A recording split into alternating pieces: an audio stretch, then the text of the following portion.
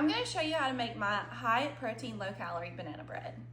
So the first thing you're going to do is preheat your oven to 350 before you start anything else, and make sure that you spray some nonstick spray in that pan.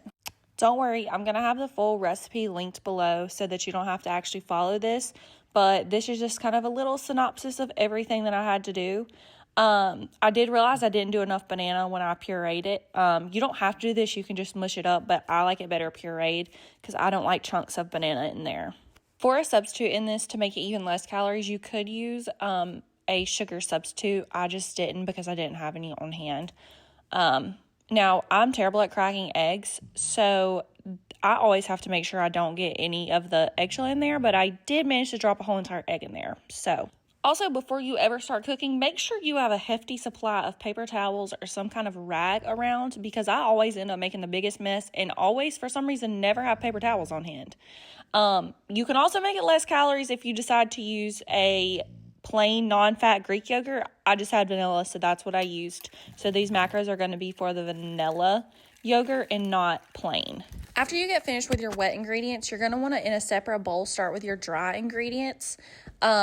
For the protein powder, you're going to want to make sure it's a whey and casein blend. That's going to be the best that you can use for baking. The other ones tend to give it a weird texture. When it comes to the chocolate chips that you're going to pour in there, that's really up to your own discretion. I don't like it to be too chocolatey because I feel like it takes away from the banana, but that's just a personal preference. After you get done mixing up those dry ingredients, you're going to slowly, in portions, add that to your wet ingredients so that you can make sure you're mixing it up very, very well. So after we get done with our little mixy, we're going to add it to our pan and stick it in the oven for about 50-ish minutes. Alexa, set a timer for 55 minutes. 55 minutes, starting now. In order to make sure it's done, make sure you have some toothpicks so you can stick them in there to make sure it's baked all the way through and there's no gooiness left in there. Okay, so after letting your banana bread cool for about an hour on a cooling rack, it is time to slice it open. So I'm gonna put it on a cutting board. Make sure you do not put it on your counter. And we're just gonna cut it open. Up into a small, this is what the middle looks like. So let's try it out.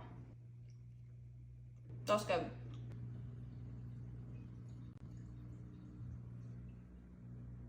I knew she was the one when she made that banana bread.